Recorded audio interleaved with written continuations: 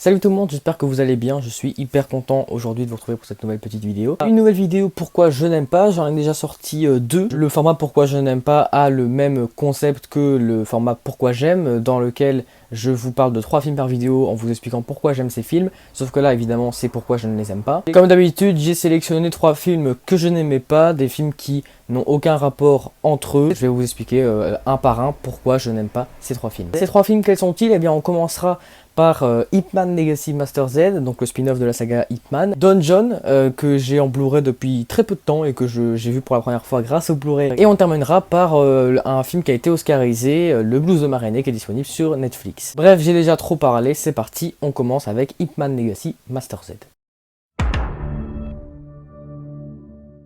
Ip Man Legacy Master Z ou Master Z Ip Man Legacy est un film d'arts martiaux, spin-off de la célèbre saga cinématographique Ip Man, sorti en 2018 et réalisé par Yen Woo-ping. Après avoir perdu son combat de Wing Chun face au légendaire maître Ip Man dans le film Ip Man 3, Chung Tin-chi, joué par Max Zhang, est en quête d'une nouvelle vie à Hong Kong avec son fils. Cependant, le passionné de Kung Fu deviendra rapidement une cible des triades de Hong Kong, menée par Tson Gan Kwan, interprété par Michelle Yeoh. Comme je l'ai déjà dit, ce film est le spin-off, le seul spin-off de la saga Ip Man, qui est une saga d'arts martiaux, une saga de Kung Fu, que j'aime énormément, dont j'ai déjà brièvement parlé sur la chaîne dans le top des sagas les plus gâchées, que je vous mets en haut à droite. J'avais dit, et je maintiens toujours ce que j'ai dit, que le premier film était un chef-d'œuvre, les deuxième et troisième films sont très très bons aussi.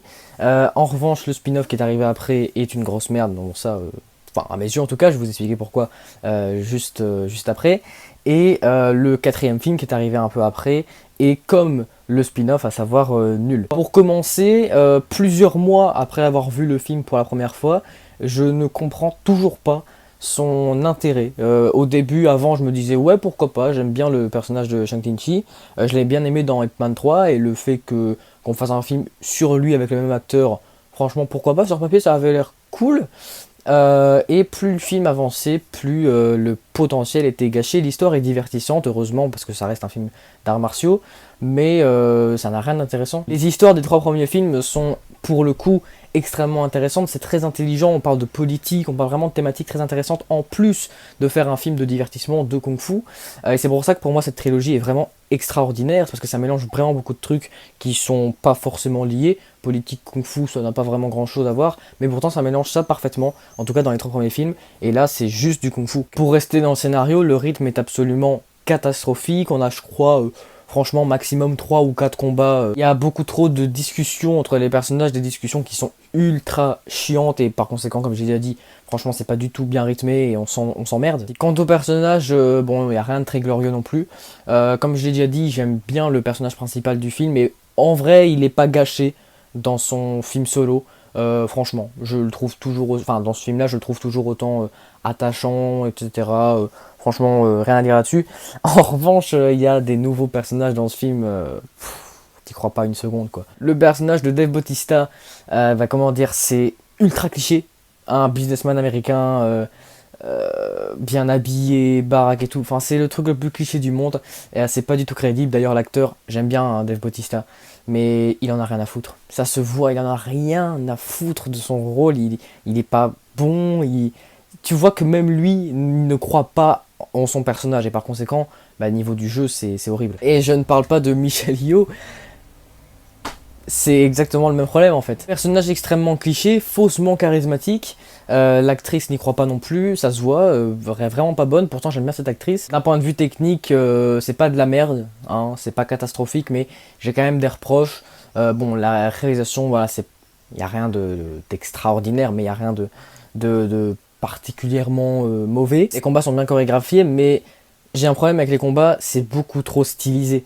T'y crois pas une seconde, autant, bon, dans Ip Man 1, 2, 3 et même 4, les combats sont stylisés, sont chorégraphiés à la manière d'un film. C'est pas des combats qui sont crédibles, c'est un peu comme dans Rocky en fait. Dans Ip Man 1, 2, 3, 4, c'est vrai que voilà, Ip Man et ses adversaires sautent extrêmement haut. Leurs coups, t'y crois pas vraiment, mais bon, ça passe. Là, franchement, Vraiment, on dirait des Jedi qui se battent dans Star Wars. Ils font des saltos, ils sautent de building en building, ils te font des combats, mais ça n'a aucun sens. T'as l'impression qu'ils volent. J'avais vraiment l'impression de voir Obi-Wan Kenobi contre Anakin Skywalker sur Mustafar. Ça n'avait aucun sens. Bref, pour résumer, on n'est clairement pas sur la qualité des 3 films, qui eux dégageaient une vraie poésie, une vraie dramaturgie politique, et scénaristiquement c'était du très très haut niveau. Ici c'est pas du tout le cas, c'est juste un blockbuster d'arts martiaux qui a joué en fait sur la présence d'un personnage déjà connu et 2 acteurs connus aussi, Dave Bautista et Michelle Yeoh.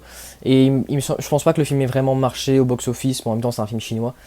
Enfin bref, non, franchement ça va pas. Et le problème c'est que Hitman 4 a les mêmes problèmes plus ou moins que Hitman Legacy. Et c'est un problème. Voilà, j'en ai fini pour Hitman Legacy Master Z. N'hésitez pas à me dire dans les commentaires ce que vous pensez de ce film si vous l'avez vu. On passe du coup au 2e film sur 3 de la vidéo. Un film qui n'a aucun rapport. Un film que j'ai vu très récemment, vous vous en doutez, puisque je l'ai reçu en Blu-ray il y a pas longtemps. Vous avez peut-être vu la vidéo, si c'est pas le cas je vous la mets en fiche en haut à droite. Il y a quelques jours j'ai reçu 18 Blu-ray, parmi lesquels Don John, et j'ai vu du coup ce film grâce au Blu-ray, et bah franchement... je regrette. Don John est une comédie apparemment romantique réalisée par l'acteur Joseph Gordon-Levitt et sortie en 2013. On y suit l'histoire d'un séducteur nommé John Martello, surnommé Don John par ses amis, joué par Joseph Gordon-Levitt, un jeune homme addict au visionnage de films pornographiques. Seulement un beau jour, John va faire la rencontre d'une belle jeune femme nommée Barbara Sugarman, interprétée par Scarlett Johansson, comme c'est étrange, une rencontre qui bouleversera complètement le quotidien de John. Comme pour Hitman Legacy, honnêtement sur papier ça me faisait vraiment envie. Ça avait l'air fun, ça avait l'air de s'assumer pleinement et ça avait l'air de contenir une morale intéressante, surtout à l'heure actuelle où la femme est vraiment traitée comme un objet. Et j'ai été triste de voir qu'au fur et à mesure où le film avance, le film se rétame totalement et ne propose pas du tout ce que j'avais envie de voir, ce que j'espérais et ce qu'il aurait à mon sens pu faire. Pour rester dans un avis bref avant de développer, je vous conseille absolument pas cette daube rabaissante. Déjà les personnages sont sans nul doute les moins bien écrits que j'ai vus de ma vie. Le personnage principal de John manque cruellement de charisme, de crédibilité.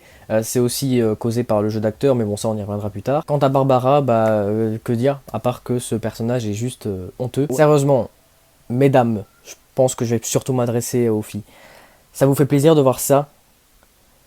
Ou alors c'est moi qui n'ai pas compris le film. Je n'ai jamais vu pire manière d'utiliser une femme tant elle est un stéréotype ambulant. Alors vous allez me dire, ouais mais c'est le but du film, c'est le scénario, c'est une comédie. C'est quoi le message derrière? Je suis désolé mais là on tombe juste dans une comédie des années 80, 90 où vraiment on traitait la femme comme un objet et où c'était toléré. À l'heure actuelle, je suis désolé mais voir ce genre de film ça me rend triste. Franchement Scarlett Johansson c'est une actrice merveilleuse qui est d'ailleurs engagée pour la cause des femmes.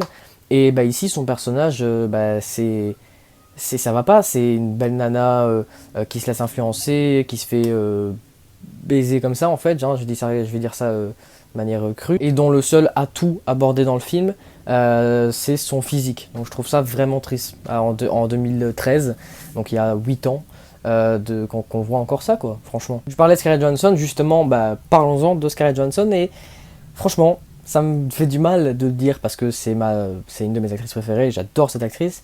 Mais là, non. C'est, je pense, la première fois que je vois Scarlett Johansson mal jouer. La première fois, et j'espère la dernière, elle est une caricature d'elle-même, Scarlett Johansson. Et c'est horrible à voir. Pas que physiquement, hein. Éthiquement, ce film... Putain, quoi. Et pire, je pense pas que j'ai déjà vu pire. Parlons maintenant de Joseph Gordon-Levitt, que j'aime beaucoup, hein, dans Inception, dans The Walk, dans Essai de Chicago. J'aime beaucoup cet acteur, mais là, il est juste catastrophique. Il fait le beau, il fait le malin, etc. Non, non, mec. Même lui n'y croit pas, son jeu n'est vraiment pas crédible. Lui aussi, c'est une caricature de lui-même, bref, ça marche pas du tout. Quant à Julianne Moore, je vais même pas en parler, parce que pour moi, c'est une des pires actrices de l'histoire d'Hollywood. J'ai jamais vu un seul film où elle jouait bien. Donc je vais même pas en parler. Pour parler de l'histoire en elle-même, c'est juste pas drôle et pas romantique, ce qui est quand même problématique pour une comédie romantique. Honnêtement, je pense que pour rire à ce film, il faut soit avoir 12 ans, soit être un pervers sexiste. Il y a une scène qui me vient en tête qui m'a... vous allez dire que je suis fragile, mais il y a une scène qui m'a vraiment choqué, entre guillemets, même si c'est le but du film, donc en soi elle m'a pas tant choqué que ça, mais ça me fait quand même du mal de voir ce genre de scène au cinéma à l'heure actuelle. C'est la scène où John ramène Barbara chez lui et qu'il la présente à son père. Et John et son père font des commentaires sur le cul de Barbara, qui est quand même censée être la copine de John. Pas juste un plan cul, un coup d'un soir, non, sa copine. C'était censé être drôle, apparemment. Personnellement, je trouve ça plus triste que drôle, mais bon. Le scénario ne contient que des stéréotypes, il n'y a que ça. Surtout, en résumé, ce film est une grosse merde qui ne doit son succès qu'à son pitch, combiné à la présence du fantasme de toute une génération. Vous perdriez votre temps à le regarder, donc franchement, à titre personnel, je vous le déconseille. Voilà, j'ai vidé mon sac sur Don John. On va parler d'un troisième film, troisième et dernier.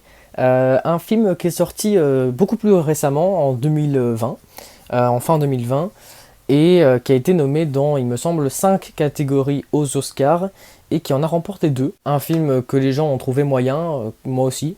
C'est pour ça que j'en parle aujourd'hui, c'est le film Le Blues de Ma Rainey. Le Blues de Ma Rainey, ou Ma Rainey's Black Bottom, est une adaptation cinématographique de la pièce de théâtre du même nom, mise en scène par August Wilson en 1982. Le film est quant à lui réalisé en 2020 par George C. Wolfe et distribué par Netflix dans de nombreux pays. Nous sommes en 1927 dans la ville de Chicago au cours d'une séance d'enregistrement de la célèbre chanteuse de blues Ma Rainey, ici interprétée par Viola Davis. Cependant, la mère du blues, comme on la surnomme, arrive en retard et se montre, comme à son habitude, très arrogante avec ses musiciens et ses agents. Des tensions vont alors naître dans cette journée difficile alors qu'un jeune musicien du nom de Levi, joué par Chadwick Boseman, a bien l'intention de se faire remarquer par Ma Rainey. Encore une fois, comme pour les 2 premiers films dont je vous ai parlé dans cette vidéo, j'avais hâte de voir ce film, je ne voyais aucune raison qu'il me déplaise. 5 nominations aux Oscars, 2 acteurs extraordinaires sur papier que j'aime beaucoup, une histoire attirante, etc., etc. Bref, franchement, je pensais vraiment que j'allais aimer ce film, mais malheureusement, comme vous vous en doutez, ça n'a pas été le cas,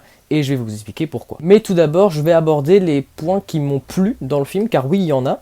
Le film n'est pas une merde absolue, c'est pas un film... C'est un film que je trouve mauvais, mais franchement, il y a quand même pire évidemment, et il y a des bons points dans ce film qu'il faut relever, c'est pas pour rien que le film a gagné 2 statuettes aux Oscars. Par exemple, le rythme est plutôt bon, le film dure que 1h30 plus ou moins, donc voilà, les événements s'enchaînent assez spontanément, on s'ennuie pas vraiment, donc franchement sur ce coup là ça va. Visuellement c'est très beau, la photographie j'ai adoré, les costumes aussi, même les décors, il y a de temps en temps quand on voit Chicago, on voit pas beaucoup parce que le film se déroule essentiellement à l'intérieur, mais de temps en temps il y a des plans sur Chicago comme au début et à la fin, et c'est vrai que c'est vraiment très beau. Et un autre truc que j'ai adoré dans le film, c'est Viola Davis, que je trouve magistrale. J'aimais bien cette actrice avant, sans plus honnêtement, oui, bonne actrice c'est tout.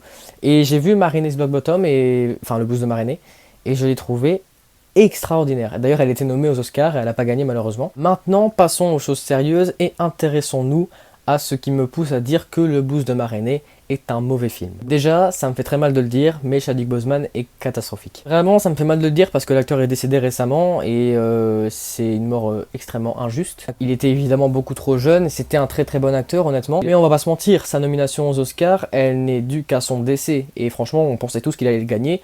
Heureusement, entre guillemets, il ne l'a pas gagné, parce qu'il faut rester raisonnable. Il est tellement mauvais dans le film que même l'Académie des Oscars ne lui a pas remis son Oscar posthume.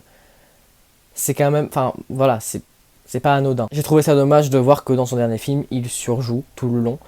J'ai vraiment trouvé ça dommage. J'ai parlé de Viola Davis, je la trouve vraiment excellente dans ce film, mais Ma Rainey n'est vraiment pas du tout présente. On la voit très peu. Et ça, du coup, on profite pas tant que ça du jeu de Viola Davis. Je vais maintenant parler d'un truc, peut-être que vous allez penser que j'exagère, peut-être que je suis à côté de la plaque, mais dans tous les cas, n'hésitez pas à me donner votre avis dans les commentaires. La morale du film, comme tous les films Black Lives Matter qui se respectent, elle est beaucoup trop simpliste et me gêne. Dans tous les films de ce genre, presque, on développe les personnes de couleur noire, de couleur de peau noire, comme les gentils, et les blancs comme les méchants. On généralise en fait, comme si le film allait se jouer dans un cinéma avec que des noirs. Via les personnages des agents de Ma Rainey et de l'histoire de Levi, ah bah, on développe dans ce film les blancs comme des cons en fait, vraiment comme même comme des monstres. À l'inverse, la gentillesse de Lévi et le talent de Ma Rainey essaient d'introduire une idée de supériorité des noirs face aux blancs. En tout cas moi c'est comme ça que j'ai compris, c'est comme ça que je l'ai perçu et ça m'a vraiment gêné. Pour finir sur un argument un peu plus calme, le scénario est vide. Tout ce que le film raconte c'est une dispute entre Ma Rainey, ses agents et ses musiciens. Qui ça intéresse franchement? Toutes les pièces de théâtre ne sont pas bonnes à adapter au cinéma. Et la preuve en est le blues de Ma Rainey. Ça ne colle absolument pas avec le ciné. C'est vrai que en voyant le film, je me disais, ça pour le théâtre, c'est correct, c'est suffisant. Pour le cinéma, c'est pas suffisant. Dans tous les cas, pour moi, le film reste mauvais et maladroit. Je vous le conseille pas. Vous pouvez le regarder si vous voulez. Il dure qu'1h30. Puis il était nommé aux Oscars, mais non, franchement, non. Pour moi, c'est peut-être même le pire film de la sélection de cette année. Donc voilà les gars, c'est déjà la fin de cette vidéo, j'espère qu'elle vous aura plu. Si c'est le cas, n'hésitez pas à mettre au solaire, à vous abonner à la chaîne, bref, vous connaissez la chanson. On se retrouve vendredi prochain pour une filmographie de réalisateurs. D'ici là, je vous dis à très bientôt. Salut!